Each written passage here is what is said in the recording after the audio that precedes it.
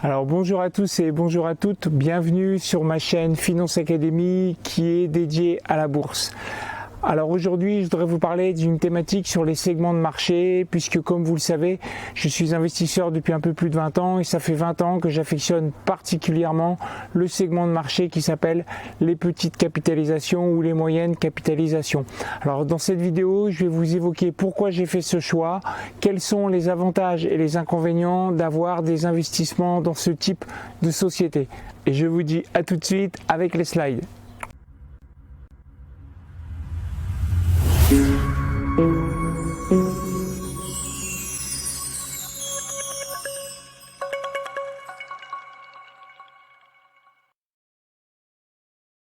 Alors donc voilà pourquoi moi j'ai choisi d'investir dans les sociétés cotées de petite et moyenne capitalisation boursière.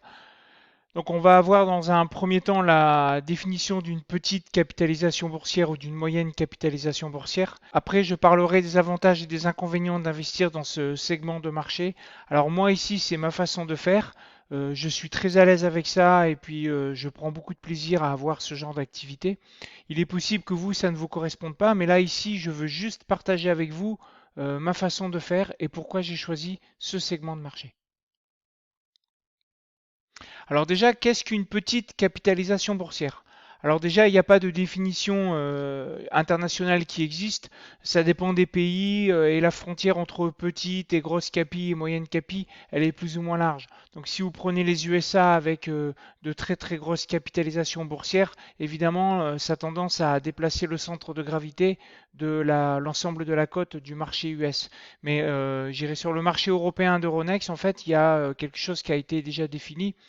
Donc la frontière, elle est ici, c'est issu d'un document que moi j'avais eu en juillet 2019 qui donne en fait l'idée, ici vous avez les capitalisations boursières en millions d'euros, donc ici vous avez 1000 millions d'euros, donc ici c'est le milliard.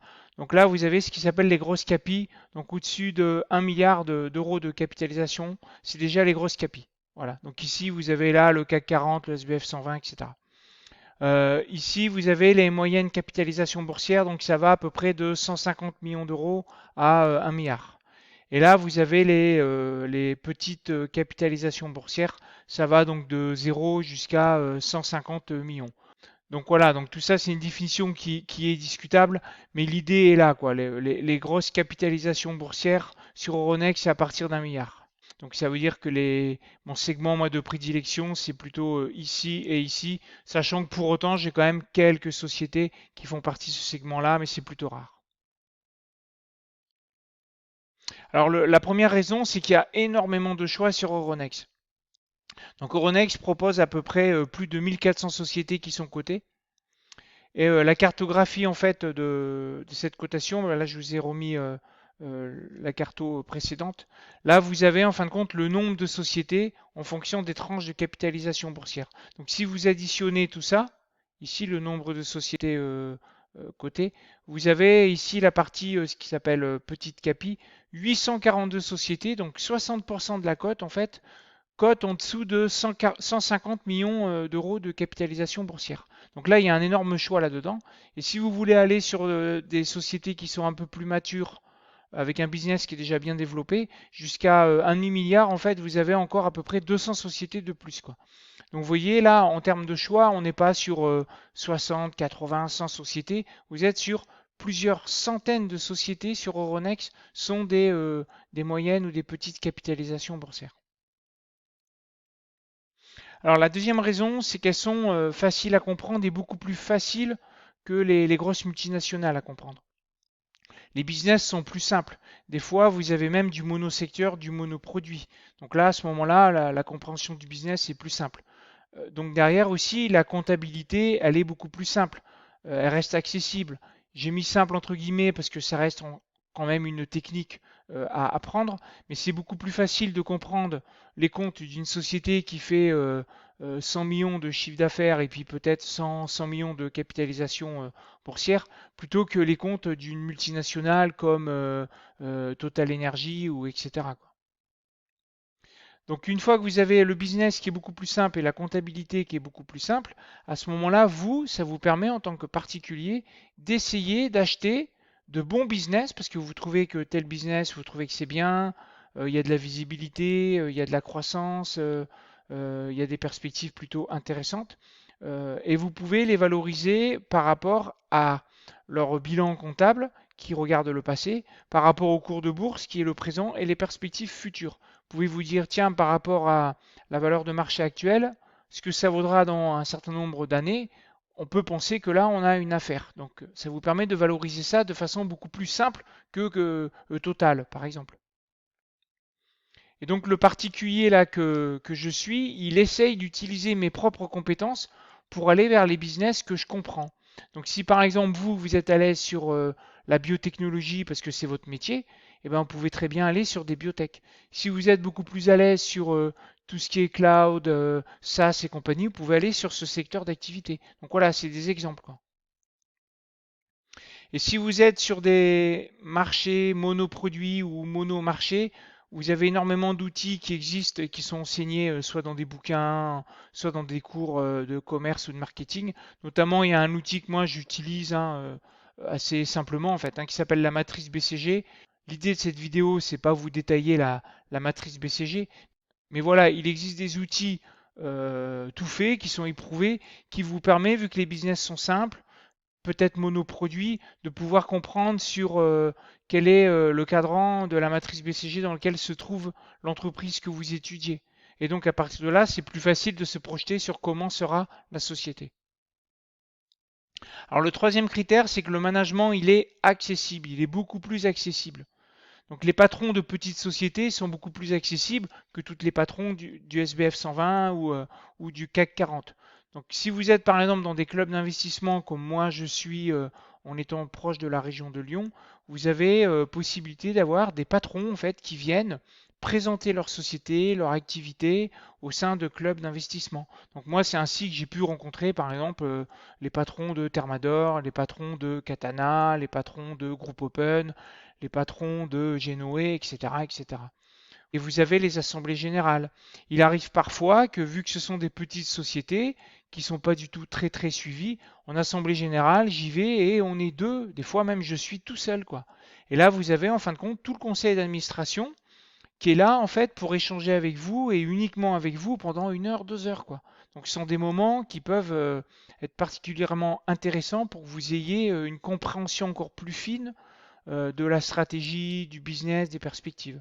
Voilà. Vous avez aussi les visites de sites.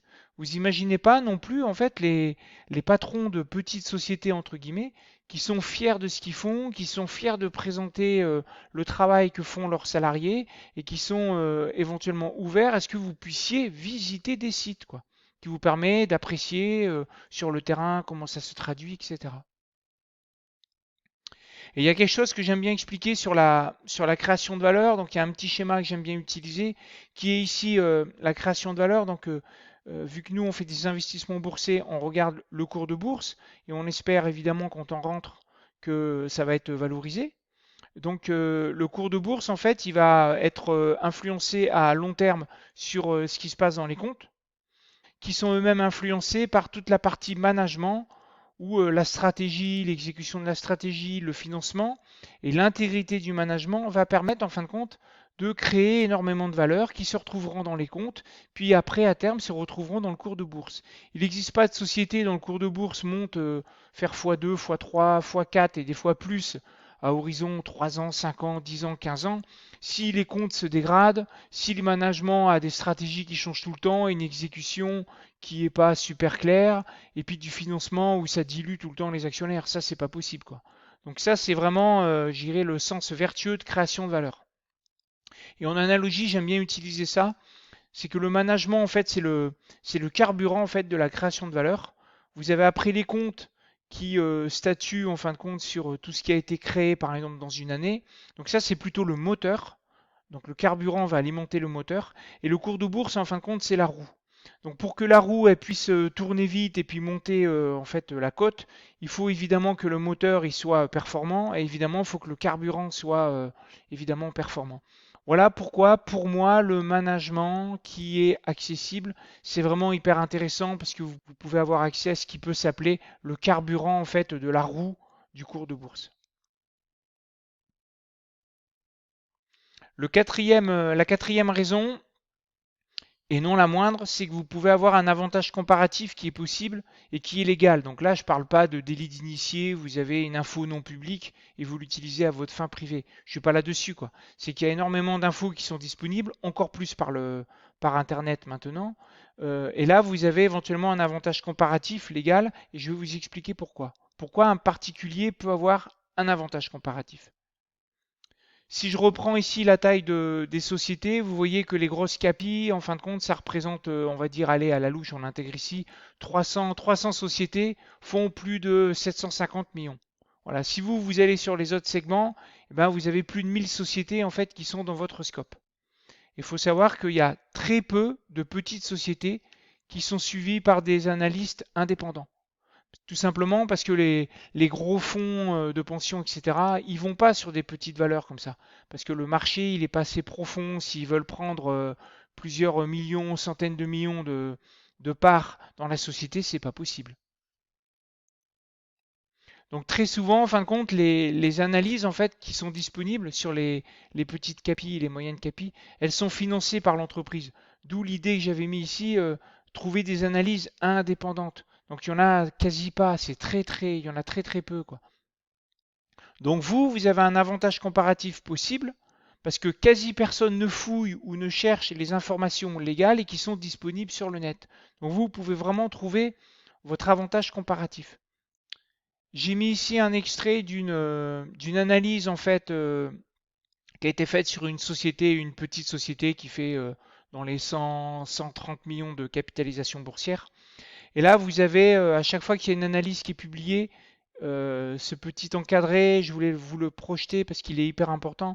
C'est la loi qui l'impose, hein. Donc les détections de conflits d'intérêts quand il y a une analyse qui est créée et diffusée, en fin de compte, il y a tout ça qui doit être valorisé, oui, non, oui, non. Et là, vous avez ici, communication préalable à l'émetteur, c'est oui. Ça veut dire que l'analyste qui a fait l'analyse, avant de la diffuser, en fin de compte, il doit la communiquer à la société qui l'analyse, quoi. Donc on peut penser qu'évidemment, l'analyse qui va être sortie de ça, elle va être très peu sur la stratégie, elle n'est pas claire, le financement à horizon 2 ans, il n'est pas viable, l'exécution, ça se passe pas bien. Enfin voilà, évidemment que vu que la société cotée va regarder le papier avant qu'il soit sorti, diffusé, il est très probable qu'il n'y aura pas du contenu qui est comme ça, quoi. Donc vous voyez pourquoi l'histoire de analyse indépendante, en fait, elle est importante, quoi. La cinquième raison, c'est qu'il y a des détentions qui sont souvent familiales dans ces sociétés. Après, ça arrive aussi dans des sociétés qui font plus d'1 milliard de capitalisation boursière. Mais dans les petites sociétés, vous avez encore énormément de sociétés qui sont familiales. Et ça représente plusieurs avantages. Un des avantages, c'est qu'il y a parfois du changement de contrôle qui est possible avec une succession, puisque par exemple le patron qui est actionnaire principal, il vend son entreprise ou alors il décède et donc derrière il faut revendre l'entreprise. Donc là, ça se traduit par une OPA.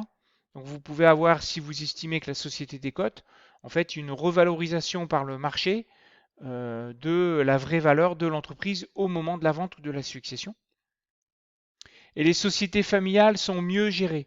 Donc ça, c'est des faits qui ont été établis par diverses études sur tous les continents en fait du monde où il y a des sociétés qui sont cotées.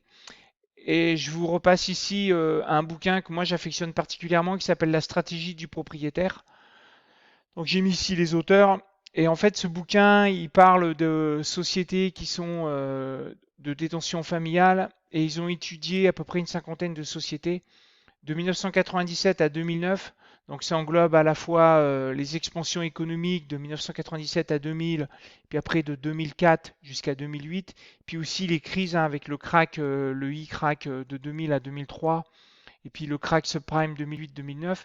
Et ils ont regardé est-ce que ces sociétés qui sont familiales, elles ont une certaine façon de gérer les crises qui leur permettent d'être beaucoup plus résilientes et est-ce qu'ils ont une façon aussi d'accompagner la croissance économique qui est beaucoup plus long terme et beaucoup plus pérenne.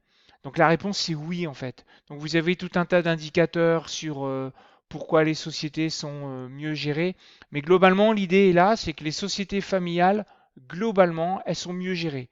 Après, vous pouvez trouver des contre-exemples. Mais globalement, vous avez des sociétés familiales qui sont mieux gérées.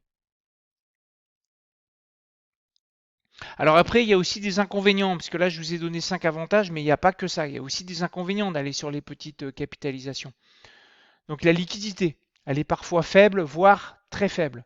Donc quand vous voulez monter une ligne, mettre quelques centaines d'euros, ça va aller, quelques milliers d'euros, ça peut encore passer. Puis après, si vous voulez encore monter plus haut, des dizaines de milliers d'euros et encore plus, là, ça peut être compliqué de construire sa ligne.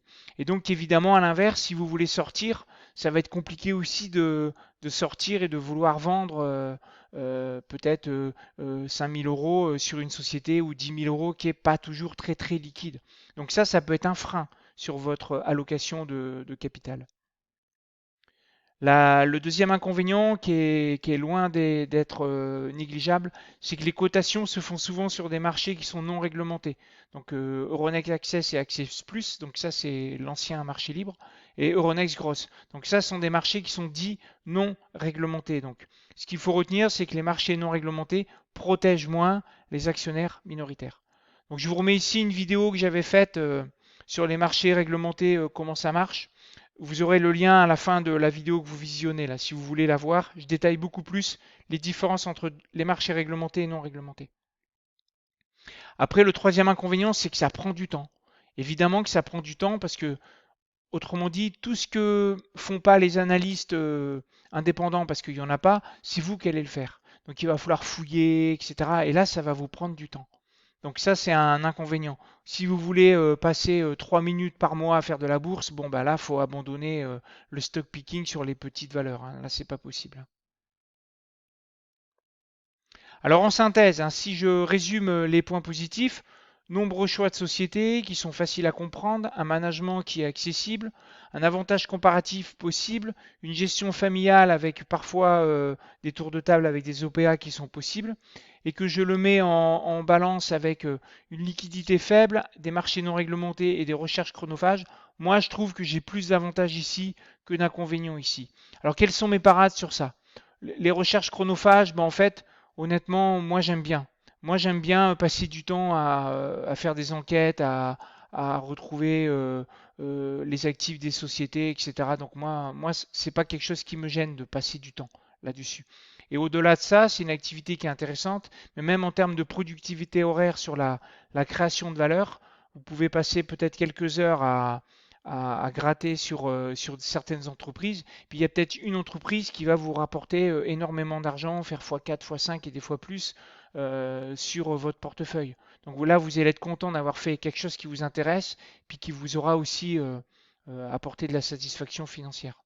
Après, les marchés non réglementés, alors ça, effectivement, c'est quand même un problème, d'où l'idée d'avoir quand même un management le plus intègre possible pour que le prétexte du marché non réglementé ne soit pas utilisé pour qu'il y ait la création de valeur elle bypasse les minoritaires. Et il faut aussi se former à les limites des marchés non réglementés, parce que si vous allez sur Euronext Gross, par exemple, il faut savoir où vous allez, quoi. Donc formez-vous et apprenez bien ce que c'est que le marché réglementé. Toujours pareil, il y a énormément de contenu disponible sur le net. Ça, c'est tout à fait possible de se former sur YouTube ou sur des blogs.